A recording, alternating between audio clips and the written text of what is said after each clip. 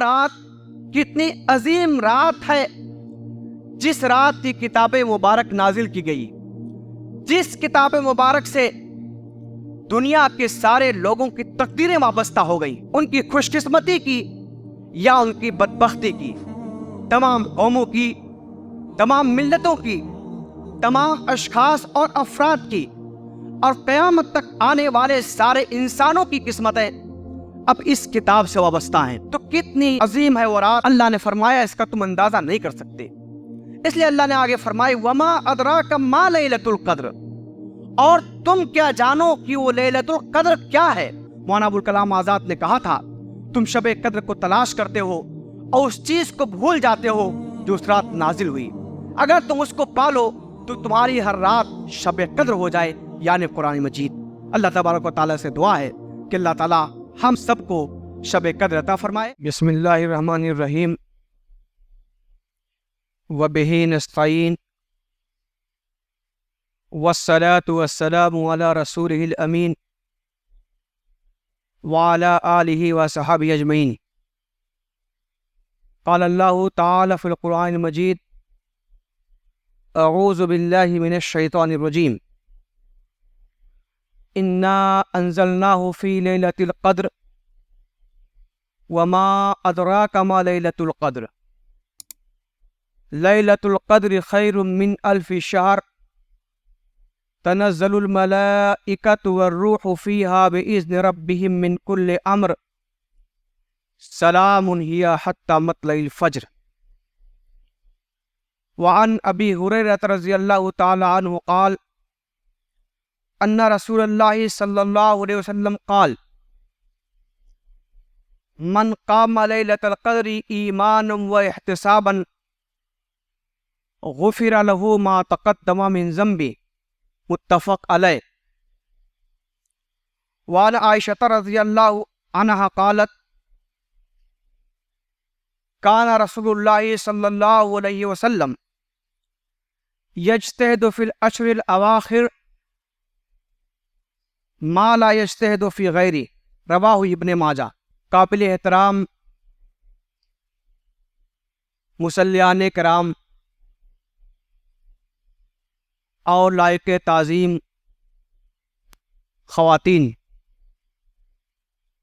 تمام تعریف و توصیف اس اللہ رب العزت کے لیے جس نے اپنے فضل و کرم سے ماہ مبارک، ماہ رمضان المبارک جیسی عظمت والا اور برکت والا مہینہ ہمیں ایک بار پھر عنایت فرمایا ہے۔ اس کے بعد ہزاروں درود و سلام نازل ہوں حضرت محمد مصطفیٰ صلی اللہ علیہ وسلم پر، جن کی تعلیمات سارے دنیا کے لیے ذریعہ نجات ہے۔ قابل احترام حاضرین،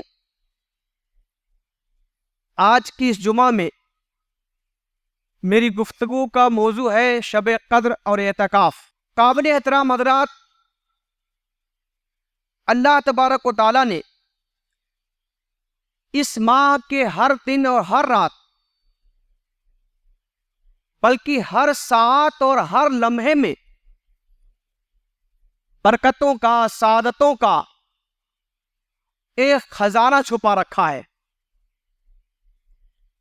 لیکن اس مہینے کے تیسرے عشرے کی جو اہمیت ہے اور جو فضیلت ہے وہ ان دونوں عشروں سے بڑھ کر کے ہے۔ احادیث کے مطابق رمضان المبارک کے تینوں عشروں کی الگ الگ خصوصیات ہیں۔ چنانچہ ایک طویل حدیث ہے جس کے راوی حضرت سلمان فارسی ہے۔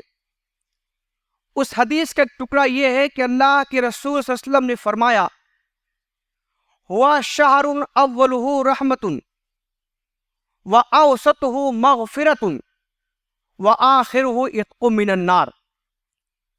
یہ ایسا مہینہ ہے جس کا اول رحمت ہے، جس کا درمیانی عشرہ مغفرت اور گناہوں سے بخشش کا ذریعہ ہے، اور جس کا آخری حصہ عتق من النار یعنی جہنم سے آزادی اور جہنم سے چھٹکارے کا اشرہ ہے۔ قابل احترام حضرات، آخری عشرے میں وہ اہم رات ہے جس کو ہم اور آپ لیلۃ القدر یا شب قدر کے نام سے جانتے ہیں۔ قابل احترام حضرات، اللہ رب العزت نے اس اہم رات کی شان اور اس کی فضیلت میں قرآن مجید میں پوری ایک سورہ نازل فرمائی ہے۔ ابھی آپ کے سامنے میں نے اس سورہ کی تلاوت کی ہے جسے ہم اور آپ سورۃ القدر کے نام سے جانتے ہیں، جو قرآن مجید کی 97 نمبر کی سورہ ہے۔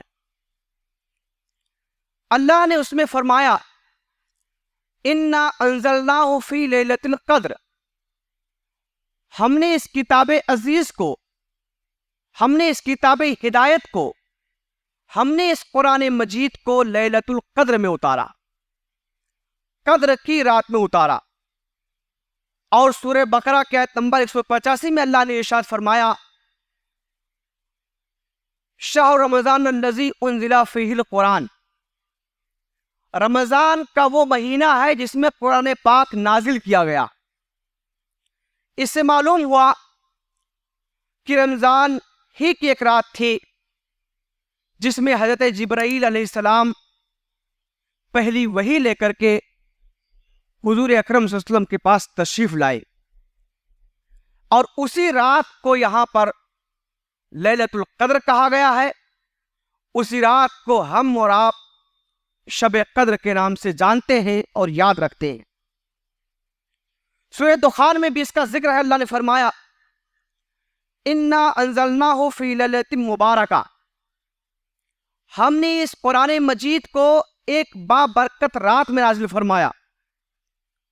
قابل احترام حضرات، اللہ نے جو یہ کہا انا انزلنا، ہم نے نازل کیا، اس پر اللہ نے اسٹریس کیا، ہم نے نازل کیا۔ ان لفظوں پر اور اس لہجے اور اسلوب پر غور و فکر کرنے کی ضرورت ہے۔ یعنی اللہ تعالیٰ یہ کہنا چاہتا ہے کہ یہ جو قرآن ہے یہ اللہ کا کلام ہے، کسی اور کا کلام نہیں ہے، کسی اور کی تصریف نہیں ہے، کسی فرشتے کا کلام نہیں ہے، بلکہ جس شخصیت پر نازل ہوئی یہ کتاب اس کا بھی کلام نہیں ہے۔ اللہ نے کہا انا انزلنا، ہم نے نازل کیا، یہ ہمارا کلام ہے، یہ ہماری دی ہوئی ہدایتیں اور ہماری نازل کی ہوئی تعلیمات اور رہنمائیاں ہیں۔ نزول قرآن کے دو مفہوم ہیں۔ ایک مفہوم تو یہ ہے کہ اس رات پورا قرآن لوح محفوظ سے اتار کر اس فرشتے کے حوالے کیا گیا جو حامل وہی فرشتہ ہے، وہی لانے والا فرشتہ ہے، یعنی حضرت جبرائیل علیہ السلام کو دیا گیا۔ اور پھر حضرت جبرائیل علیہ السلام اللہ کے اذن سے 23 سال کی مدت میں وقتاً فوقتاً جیسی ضرورت ہوتی تھی آیتیں لے کر کے اللہ کے رسول صلی اللہ علیہ وسلم کے پاس آتے رہے۔ اس کا دوسرا مفہوم یہ ہے کہ اس رات اس کتاب مبارک کے نزول کا آغاز ہوا۔ دونوں کام یا دونوں مفہوم ہی اپنی جگہ پر صحیح ہیں۔ قابل احترام حضرات، اس میں اللہ نے فرمایا انا انزلناہ فی لیلۃ القدر۔ قدر کیا ہے؟ بعض مفسرین نے لکھا ہے کہ یہ تقدیر کے معنی میں ہے، یعنی وہ رات جس میں اللہ تعالی تقدیر کے فیصلے نافذ کرتا ہے، اور اللہ تعالی نے اس رات وہ لوگوں کی تقدیر میں جو کچھ ہونے والا تھا اللہ نے وہ کام فرشتوں کے حوالے کیا یا کرتا ہے۔ مولانا امین حسن صاحب نے لکھا ہے کہ اس کا مطلب ہے تقدیر امور یا تقسیم امور کی بات۔ وہ لکھتے ہیں کہ اللہ تعالی نے خاص رات اس لیے مقرر فرما رکھی ہے، ایک خاص رات اللہ نے اپنے لیے اس لیے متعین کر رکھی ہے جس میں وہ تمام امور جو اس عالم میں نافذ ہونے والے ہوتے ہیں اللہ تعالیٰ وہ امور فرشتوں کے حوالے کرتا ہے، اور پھر فرشتے اللہ کے حکم سے اس کی تنفیذ کرتے ہیں، اس کا نفاذ کرتے ہیں اس دنیا میں۔ سورہ دخان کو ہم پڑھیں گے تو وہاں پر بھی اللہ نے فرمایا فیہا یفرق من کل امر حکیم، یہ وہ رات ہے جس میں تمام حکیمانہ امور کی تقسیم کی جاتی ہے، تقسیم ہوتی ہے۔ سورہ دخان کی آیت نمبر 5 ہے یہ۔ قدر کا دوسرا مفہوم یہ ہے قدر و منزلت، عظمت اور شرف رکھنے والی رات۔ تو ظاہر سی بات ہے کہ وہ رات کتنی عظیم رات ہے جس رات کی کتاب مبارک نازل کی گئی، جس کتاب مبارک سے دنیا کے سارے لوگوں کی تقدیریں وابستہ ہو گئیں، ان کی شقاوت کی یا ان کی سعادت کی، ان کی خوش قسمتی کی یا ان کی بدبختی کی، تمام قوموں کی، تمام ملتوں کی، تمام اشخاص اور افراد کی، اور قیامت تک آنے والے سارے انسانوں کی قسمتیں اب اس کتاب سے وابستہ ہیں، ان کی تقدیریں اس کتاب سے وابستہ ہیں۔ تو کتنی عظیم ہے وہ رات اور کتنی شرف رکھنے والی ہے وہ رات، اللہ نے فرمایا اس کا تم اندازہ نہیں کر سکتے۔ اس لیے اللہ نے آگے فرمایا وما ادراک ما لیلۃ القدر، اور تم کیا جانو کہ وہ لیلۃ القدر کیا ہے، وہ شب قدر کیا ہے، یعنی اس کی عظمتوں کا، اس کے شرف کا، اس کی سعادتوں کا، اس کی برکتوں کا کما حق کہو تم اندازہ نہیں لگا سکتے ہو۔ کتنی عظیم ہے وہ رات، کتنی شرف والی ہے وہ رات، جس رات اللہ تعالیٰ نے اس کتاب کے نزول کا فیصلہ کیا اور جس رات اس کتاب کے نزول کا آغاز ہوا۔ قابل احترام حضرات، ہم جانتے ہیں کہ دنیا کی چھوٹی چھوٹی حکومتیں، اور دنیا کی ہر حکومت چھوٹی ہے اللہ تعالیٰ کے بالمقابل، بلکہ اس کی کوئی حیثیت نہیں ہے۔ تو دنیا کی جو چھوٹی چھوٹی حکومتیں ہیں، ان حکومتوں میں بھی وہ دن بہت اہم سمجھے جاتے ہیں جس دن کوئی اہم فیصلہ ہوتا ہے، بلکہ اس دن کو سیلیبریٹ کیا جاتا ہے، بعد میں اس کو منایا جاتا ہے، اس دن کا اہتمام کیا جاتا ہے۔ مثال کے طور پر دیکھیے ہمارا 26 جنوری، جس دن ہمارے ملک میں دستور کا نفاذ عمل میں آیا، 15 اگست جس دن ہمارا ملک آزاد ہوا۔ تو یہ چھوٹی چھوٹی دنیاوی حکومتوں کی بات ہے کہ جب کوئی اہم کام انجام پاتا ہے، جب کوئی کچھ اہم امور طے ہوتے ہیں تو ان دنوں کو سیلیبریٹ کیا جاتا ہے، یاد رکھا جاتا ہے، اس کا اہتمام کیا جاتا ہے۔ سوچیے اس رات کی اہمیت کا اندازہ کون کر سکتا ہے جس میں پوری کائنات کے لیے خدائی پروگرام طے پایا، خدائی اسکیم، خدائی پلان، الہی منصوبہ کا نفاذ جس رات ہوا۔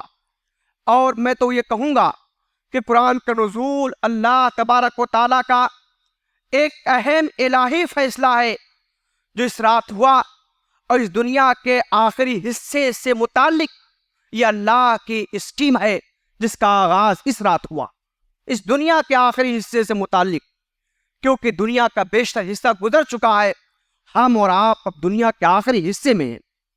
تو اس دنیا کے آخری حصے میں جو کچھ ہونے والا تھا، اللہ تبارک و تعالیٰ نے اپنی اسکیم کا اظہار فرمایا اور اپنے منصوبے کا نفاذ اس رات میں، اس کا آغاز اللہ تبارک و تعالیٰ نے فرمایا۔ تو کتنی اہم رات ہو سکتی ہے یہ۔ قابل احترام حضرات، اسی بات کو اللہ تبارک و تعالیٰ نے کہا لیلۃ القدر خیر من الف شہر، یہ لیلۃ القدر 1000 مہینوں سے بہتر ہے۔ اور بہت سارے مفسرین ترجمہ کیا ہے کہ 1000 مہینوں کی عبادتوں سے بہتر ہے، 1000 مہینوں سے بہتر ہے۔ قابل احترام حضرات، مادی دنیا جس میں ہم اور آپ اس وقت رہ رہے ہیں، ہم اور آپ سانسیں لے رہے ہیں، ہم یہاں جانتے ہیں کہ یہاں پر بھی خاص فصلوں کے لیے خاص موسم ہوتے ہیں۔ انہی موسموں میں جب فصل لگائی جاتی ہے تو وہ فصل بارآور ہوتی ہے، نتیجہ خیز ہوتی ہے، اگر وہ موسم گزر جائے، نکل جائے اور دوسرے موسم میں آپ وہ فصل لگائے تو آپ اس سے وہ کچھ حاصل نہیں کر سکتے جتنا اس موسم میں لگانے پر آپ حاصل کر سکتے ہیں۔ اسی طرح روحانی دنیا میں بھی خاص کاموں کے لیے خاص ایام متعین ہیں، خاص اوقات متعین ہیں۔ ان اوقات میں جب کام کیے جائیں، اعمال انجام دیے جائیں تو اللہ تبارک و تعالیٰ اس کا اجر اور اس کی نیکیاں کئی گنا بڑھا کر کے دیتا ہے۔ مثال کے طور پر جمعہ کے دن کی فضیلت دنوں میں، ماہ رمضان کی فضیلت مہینوں میں، حج کے لیے خاص ایام اور خاص ماہ ہے۔ آپ دوسرے دنوں میں حج نہیں کر سکتے، عمرہ کر سکتے ہیں، مگر ظاہر سی بات ہے آپ وہ ثواب نہیں پا سکتے ہیں۔ وقوف عرفہ کا دن اللہ نے خاص عبادت کے لیے جو متعین کیا، کہنے کا مطلب یہ ہے کہ خاص دنوں میں، خاص اوقات میں جب اعمال انجام دیے جائیں گے تو اس کا اجر کتنی گنا ملے گا اس کا آپ اندازہ نہیں کر سکتے۔ 1000 مہینے جو یہاں کہا گیا تو 1000 مہینے سے مراد 83 سال 4 مہینے نہیں ہیں، بلکہ اس کا مطلب یہ ہے ایک کثیر تعداد جس کا آپ اندازہ نہیں کر سکتے، کثرت کا اظہار ہے، زیادہ سے زیادہ کا اظہار ہے۔ ہم اور آپ بھی اپنی زبان میں بولتے ہیں، کبھی کبھی کہتے ہیں کسی سے، یہ بات ہم نے تم سے 1000 بار کہی ہے، میں تمہارے دروازے پر سینکڑوں بار آیا۔ ہم اس طرح کے جملے استعمال کرتے ہیں، اس کا مطلب یہ نہیں ہوتا کہ 1000 بار واقعی ہم نے کہا ہے یا 100 بار واقعی اس کے دروازے پر ہم گئے ہیں، بلکہ کثرت کا اظہار ہوتا ہے کہ بہت زیادہ ہم نے تم سے یہ بات کہی ہے، کئی بار تمہارے گھر تک میں آیا ہوں۔ تو اسی طرح اللہ تعالیٰ نے جو یہاں فرمایا کہ لیلۃ القدر خیر من الف شہر، یہ لیلۃ القدر 1000 مہینوں سے بہتر ہے، تو اس کا مطلب یہ نہیں کہ صرف وہ 1000 مہینے آپ مراد لیں، بلکہ کثرت جس کا آپ اندازہ نہیں کر سکتے، کثیر تعداد، کثیر خیر، بھلائی جس کا آپ تصور نہیں کر سکتے کہ اللہ تعالیٰ آپ کو کتنے چیزوں سے نوازے گا، کتنے خیر سے نوازے گا، کتنا فضل آپ پر فرمائے گا، آپ یہاں اس کا اندازہ نہیں کر سکتے ہیں۔ ظاہر سی بات ہے وہ ایسی ذات ہے جس کے یہاں کسی چیز کی کمی نہیں ہے۔ قابل احترام حضرات، اس رات ملائکہ اور جبریل کا نزول ہوتا ہے، تنزل الملائکۃ والروح، حضرت ملائکہ آتے ہیں اور جبریل روح الامین اس دنیا پر تشریف لاتے اس دنیا میں۔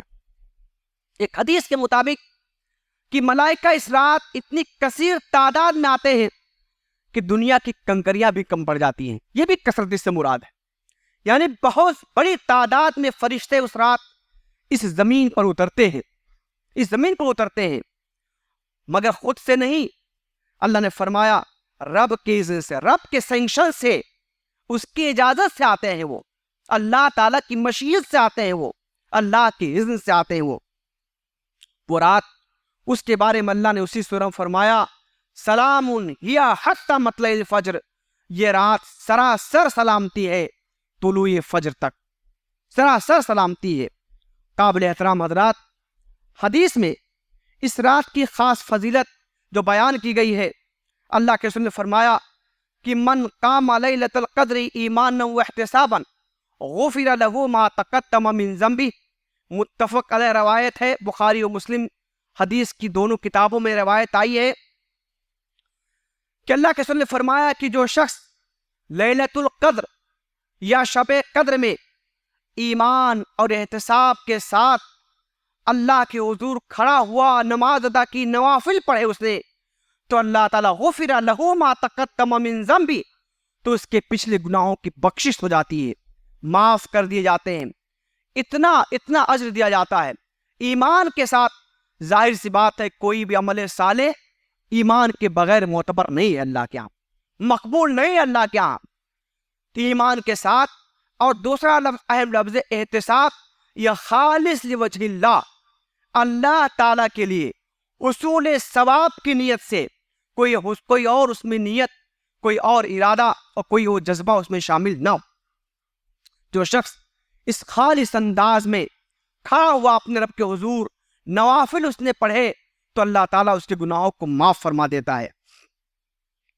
حضرت انس بن مالک رضی اللہ تعالیٰ عنہ سے ایک حدیث اور مروی ہے، وہ کہتے ہیں کہ رمضان آیا، تو اللہ کے رسول صلی اللہ علیہ وسلم نے فرمایا ان ھذا الشہر قد حضرکم وفیہ لیلۃ خیر من الف شہر من حرمھا فقد حرم الخیر کلہ ولا یحرم خیرھا الا محروم۔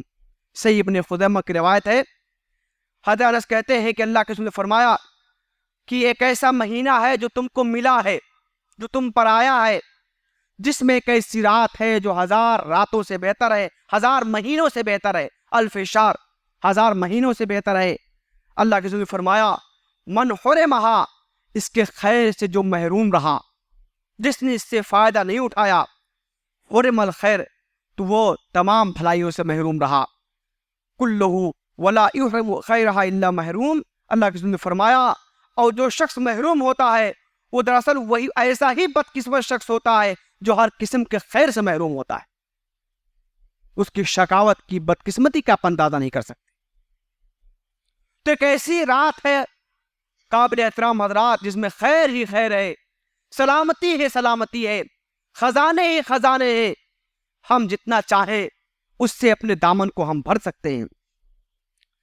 شب قدر یہ رمضان کی کون سی رات ہے؟ اس سلسلے میں بہت ساری احادیث ہیں، اور ظاہر سی بات ہے حدیث کے الفاظ میں بہت سارے اختلاف بھی ہے۔ اس وقت اتنا وقت بھی نہیں کہ آپ کے سامنے پیش کیا جائے، اور ان کے پیش کرنے کا کچھ حاصل بھی نہیں ہے۔ وہ حدیث مختلف اوقات کی ہیں، مختلف اوقات کی ہیں۔ البتہ یہ اہم بات ہے کہ حضرت عائشہ رضی اللہ تعالیٰ عنہ سے مروی ہے کہ اللہ کے رسول سے فرمایا تحروا لیلۃ القدر فی الوتر من العشر الاواخر من رمضان، بخاری کی روایت ہے۔ وہ کہتی ہے کہ اللہ کے رسول نے فرمایا کہ رمضان کے آخری عشرے کی تاک راتوں میں لیلۃ القدر کو تلاش کرو، یعنی 21، 23، 25، 27 اور 29ویں شب، ان میں سے کوئی نہ کوئی رات قدر کی رات ہو سکتی ہے، کوئی نہ کوئی شب قدر کی شب ہے، اور کوئی نہ کوئی اس میں لیلۃ القدر ہے۔ اسی لیے نبی کریم صلی اللہ علیہ وسلم رمضان کے درمیانی عشرہ میں اعتکاف کیا کرتے تھے۔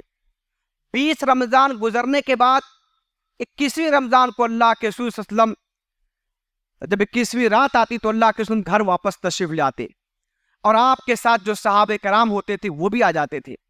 مگر ایک بار ایسا ہوا کہ اللہ کے رسول صلی اللہ علیہ وسلم نے رمضان کے درمیان عشرے میں اعتکاف کیا، اور معمول کے خلاف اللہ کے رسول صلی اللہ علیہ وسلم گھر تشریف نہیں لائے، بلکہ اللہ کے رسول نے فرمایا مجھے یہ رات یعنی شب قدر دکھائی گئی، پھر بھلا دی گئی، فَابْتَغُوهَا فِي الْعَشْرِ الْأَوَاخِرِ وَابْتَغُوهَا فِي كُلِّ وِتْرٍ، تو تم اس رات کو آخری عشرے میں تلاش کرو اور اس عشرے کے تاک راتوں میں تلاش کرو۔ یہ بھی بخاری کی روایت ہے۔ شب قدر جو متعین نہیں کی گئی، جو ہم کو متعین طور پہ نہیں بتایا گیا کہ 21ویں رات ہے یا 23ویں رات ہے یا 29ویں رات ہے، شب قدر متعین طور پر اس کی خبر نہیں دی گئی، اس میں بھی بہت بڑی حکمت ہے، اور وہ حکمت اللہ کے رسول کی اس حدیث سے واضح ہے جو بخاری میں روایت ہے۔ عبادہ بن صامت اس کے مروی ہے، وہ کہتے ہیں کہ خرج النبی صلی اللہ علیہ وسلم لیخبرنا بلیلۃ القدر، اللہ کے رسول صلی اللہ علیہ وسلم مسجد سے نکلے تاکہ ہم کو لیلۃ القدر کی خبر دیں، آپ بتائیں کہ کون سی رات قدر کی رات ہے۔ فَتَلَاهَا رَجُلَانِ مِنَ الْمُسْلِمِينَ، تو راستے میں دیکھا کہ 2 لوگ مسلمانوں کے 2 افراد آپس میں جھگڑ رہے ہیں کسی بات پر۔ فَقَالَ خُرِجَتْ، تو اللہ کے رسول نے فرمایا، یا رفعت کا لفظ بھی آیا ہے، اللہ کے رسول نے فرمایا کہ پھر وہ علم مجھ سے اٹھا لیا گیا، یا وہ بات میرے ذہن سے نکل گئی، لِأُخْبِرَكُمْ بِلَيْلَةِ الْقَدْرِ، کہ میں تم کو اس کی خبر دے سکوں کہ کون سی رات ہے۔ تو اللہ کے رسول نے فرمایا عَسَىٰ أَن يَكُونَ خَيْرًا لَكُمْ، اب تم اس کو تلاش کرو، شاید کہ اسی میں تمہارے لیے بہتر ہو کہ تم زیادہ سے زیادہ تلاش کر سکو۔ اللہ تعالیٰ بھی دیکھنا چاہتا ہے کہ ان کے بندوں کے اندر کتنا جذبہ ہے خیر کے تلاش کا، نیکیوں کے طلب کرنے کا، اللہ سے قریب ہونے کا، اللہ کے تقرب کا اور اللہ کے قرب کا کتنا جذبہ پایا جاتا ہے، اللہ تعالیٰ یہ بھی دیکھنا چاہتا ہے۔ تو شاید اس لیے بھی وہ رات متعین طور پر ہمیں اور آپ کو نہیں بتائی گئی. البتہ یہ ہے کہ ہر رمضان کے آخری عشرے میں لیلۃ القدر ہوتی ہے، ہر رمضان کے.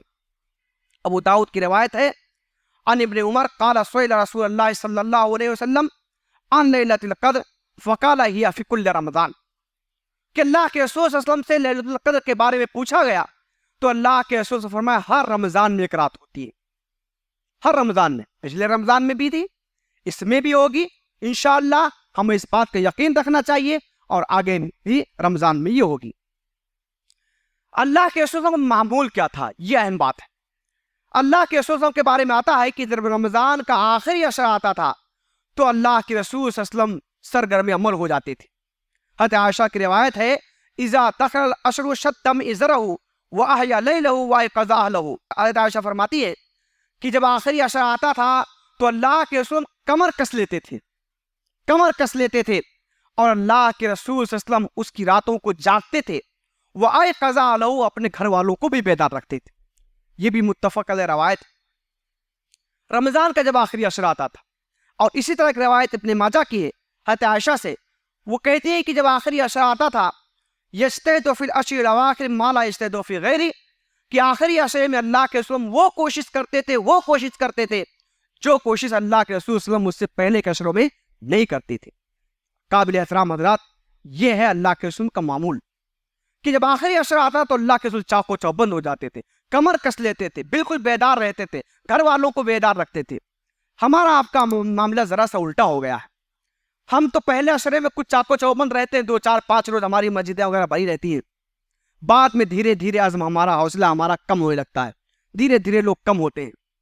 دوسرا عشرہ آتا تو اور کم ہو جاتے ہیں، اور تیسرا شروع ہوتا تو کم ہی رہتے ہیں، وہ تو جا کے 27ویں کو کچھ پھر بیدار ہوتے ہیں.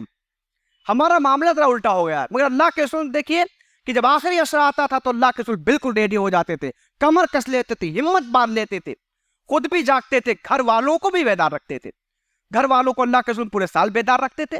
مگر حدیث میں کہا گیا خاص طور سے اس مہینے، اس کا مطلب اس مہینے اللہ کے رسول دوسرے مہینوں کو بنسبت زیادہ کوشش کرتے تھے گھر والے بیدار رہے، زیادہ کوشش کرتے تھے. تو اللہ کے رسول صلی اللہ علیہ وسلم کا معمول تھا. ہمارا اور آپ کا معمول یہی ہونا چاہیے کہ ہم زیادہ سے زیادہ اس مہینے، اس آخری عشرے کے جو خیر ہے، جو اجر ہے، ہم اس کو سمیٹنے کی کوشش کریں، اس کو پانے کی کوشش کریں. اسی عشرے میں اللہ کے رسول اعتکاف کرتے تھے. اعتکاف کا مطلب ہے ایک خاص شکل میں مسجد کے اندر ٹھہرے رہنا. شریعت میں اس کو اعتکاف کہتے ہیں. اللہ کے رضا کو حاصل کرنے کے لیے، اللہ کی خوشی کو حاصل کرنے کے لیے، اس کے عبادت میں، اس کی بندگی میں مصروف رہنا، مشغول رہنا. حضور کا معمول تھا کہ اللہ کے رسول صلی اللہ علیہ وسلم آخری عشرے میں اعتکاف کرتے تھے. حضرت عائشہ کہتی ہیں کہ کان یعتکف العشر الاواخر من رمضان حتی توفاہ اللہ. اللہ کے رسول صلی اللہ علیہ وسلم زندگی بھر رمضان کے آخری عشرے میں مسجد میں معتکف ہوتے تھے، یہاں تک کہ اللہ تبارک و تعالیٰ نے آپ کو وفات دی تھی، آپ کا وصال ہو گیا. ثم اعتکف ازواجہ من بعدی، اور آپ کے بعد آپ کی ازواج مطہرات نے اعتکاف کیا. تو اعتکاف ایک سنت موقدہ ہے، کفایہ ہے. ہمیں اور آپ کو بھی اس کا اہتمام کرنا چاہیے. اعتکاف کرنے والے کو چاہیے کہ وہ اعتکاف کے دوران صرف اللہ تعالیٰ کی عبادت میں، قرآن کی تلاوت میں، دعا میں، استغفار میں، گریہ و زاری میں، اپنے گناہوں سے بخشش طلب کرنے میں مصروف رہے. زیادہ سے زیادہ وہ اللہ تعالیٰ کا تقرب حاصل کرنے کی کوشش کرے. ایسا نہ ہو کہ اعتکاف بھی کرائے محض ٹائم پاس کے لیے، کچھ اور دوسری مصروفیات ہیں، کچھ کھیل ہیں، کچھ باتیں ہیں، کچھ گفتگو ہیں، اس میں زیادہ مصروف ہے.